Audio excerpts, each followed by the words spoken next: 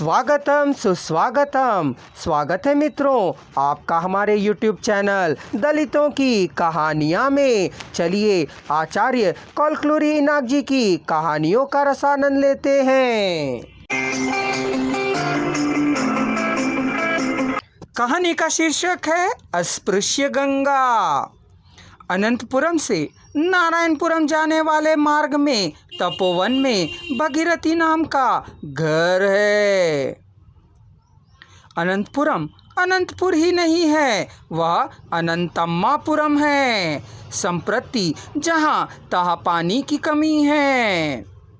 नारायणपुरम में नारायणा भी नहीं है और नर भी नहीं है। किसान और परिश्रम करने वाले कष्टजीवी रहते हैं। भगीरथी गंगा नहीं है, पानी नहीं है। उस घर में प्यासे लोग हैं। जब अंधेरा हो जाता था, विनायक खोदे जाने वाले कुएं के छोर पर खड़े होकर अंदर की ओर देखने लगा था। वह जितना ही देखता जाता था, अंधेरा बढ़ता ही जा रहा था। अंदर कुछ नहीं दिखाई देता।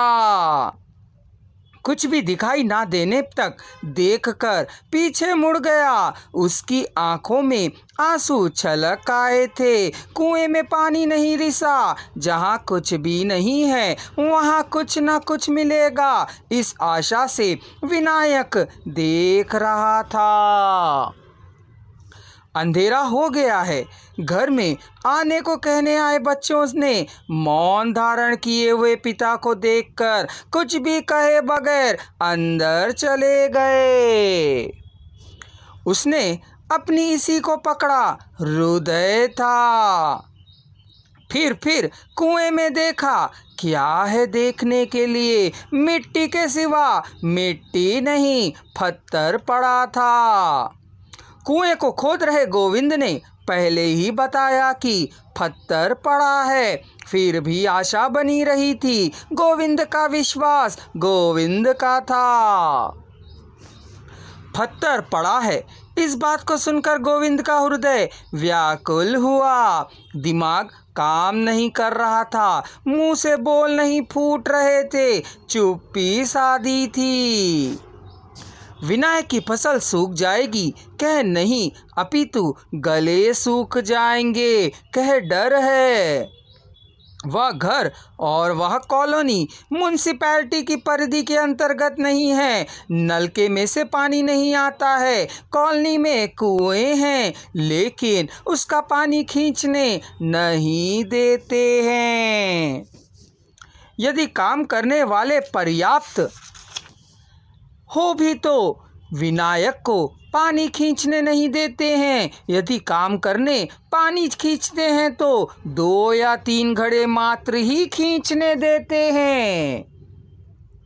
काम करने वाले विनायक के घर में अधिक दिनों तक काम नहीं करते हैं। यदि मालूम न होने में करने पर चारों ओर रहने वाले संकेत करके बता देते हैं। काम करने वाले काम छोड़कर चले जाते हैं। भगीरथी में पानी के लिए 6 मुंह हैं। पीने के पानी की मुश्किल है।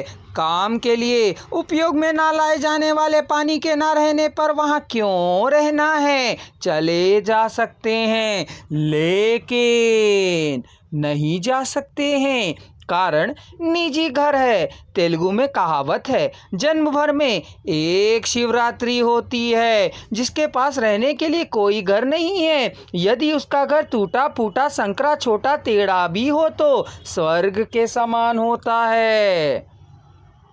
यह उसका घर है, उसे अपने घर में रहना है। अपने घर में खुद का रहना एक संघर्ष है। यह अदृश्य युद्ध है। उसे वहीं रहना है, वही उसका निर्णय है, यही उसका तामत्रय है। वह कॉलेज से और उसकी पत्नी स्कूल से आने के समय तक धुंधला का अंधकार छा रहा था। स्कूल से बच्चे अधिक थक कर आते हैं। 2 मील की दूरी पैदल तय कर आना होता है। उसके पास कम से कम साइकिल है, बाकी के पास तो वह भी नहीं है।